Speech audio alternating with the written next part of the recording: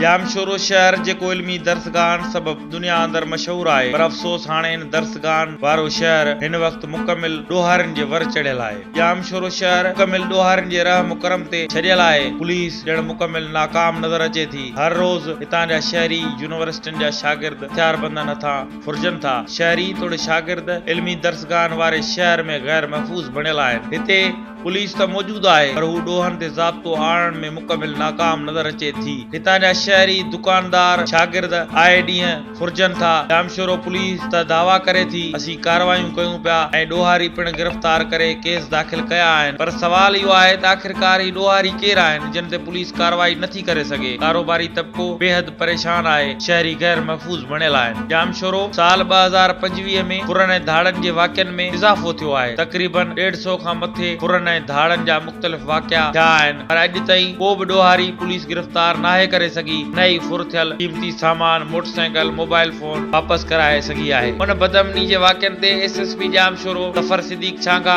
कोशिश डिजिटल सां ॻाल्हाईंदे चयो त शहर में अमन व अमान की सूरत हाल है। अल्हम्दुलिल्लाह कोई मेजर क्राइम नहीं है, ना ही कोई हाईवे की रॉबरी है, ना ही किडनैपिंग फॉरेंसिक है, इस तरह का कोई इशू नहीं है।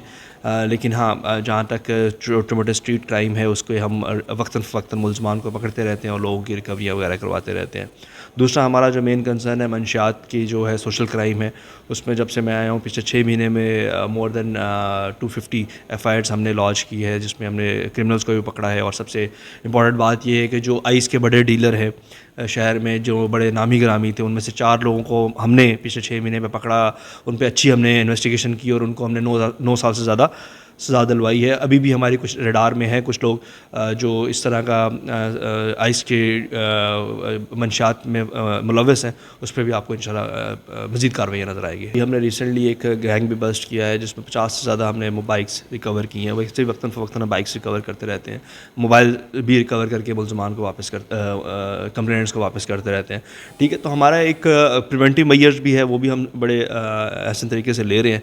और डिटेक्ट अगर कोई क्राइम हो जाता है तो डिटेक्ट भी करते हैं और जो कंप्लेनेंट्स हैं उनको रिकवरी भी दे रहे हैं। हाणे सवाल इहो आहे त कॾहिं जाम शोरो मां बदअमनी जी बाह ख़तम थींदी, कॾहिं हितां जा शहरी दुकानदार ऐं शागिर्द सुख जो साह खणी सघंदा। कैमरा टीम सां गॾु राशिद ज़रदारी, कोशिश डिजिटल, जाम शोरो।